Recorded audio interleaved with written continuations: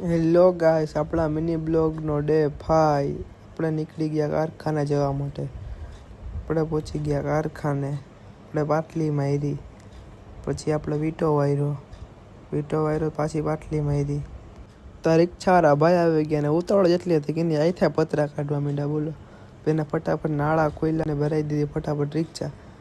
પછી આપણે નવરા થઈને એ ટેસ્ટથી બેઠા, આ બધા બેઠા હતા પછી કાપડની રિક્ષા આવી ગઈ, ભાઈ રિક્ષા ઉતારી એ ઉતારીને ખાલી કઈ રીતે બીજી આવી ગઈ। પછી બીજી રિક્ષા ખાલી કરીને કાપડનો અહીંયા મારી દો થપ્પો આપણે।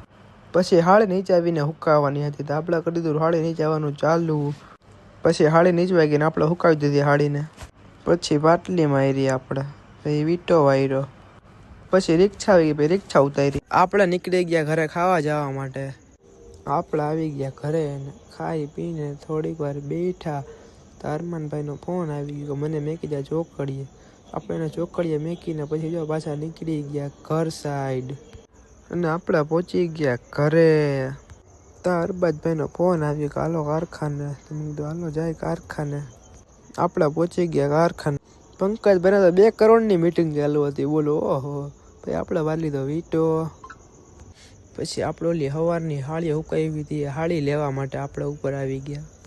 પછી એને પાછા ટેસ્ટથી નવરા થઈને બેઠા હતા તો આ પંકજભાઈ કહે કે ફાંકી લઈ આવો સહકારમાંથી, તો આપણે નીકળી ગયા ફાંકી લેવા। આપણે પહોંચી ગયા દુકાને ને આપણે લઈ લીધી ફાંકી, પાછા નીકળી ગયા કારખાના સાઈડ આપણે હવે। પછી એને ટેસ્ટથી અરબાજભાઈ બનાવી 1 નંબર ફાંકીને, પંકજભાઈ તો ફૂલ મોજમાં જતા હો। પણ પછી આપણે વાયરો વીંટો ને ઉને સેટ પાછા નીકળી ગયા ઓલી હાળી લેવા માટે। આપણે લઈ લીધી હાળી ને આપણે નીકળી ગયા પાછા કારખાના સાઈડ ને આપણે પહોંચી ગયા પાછા કારખાને।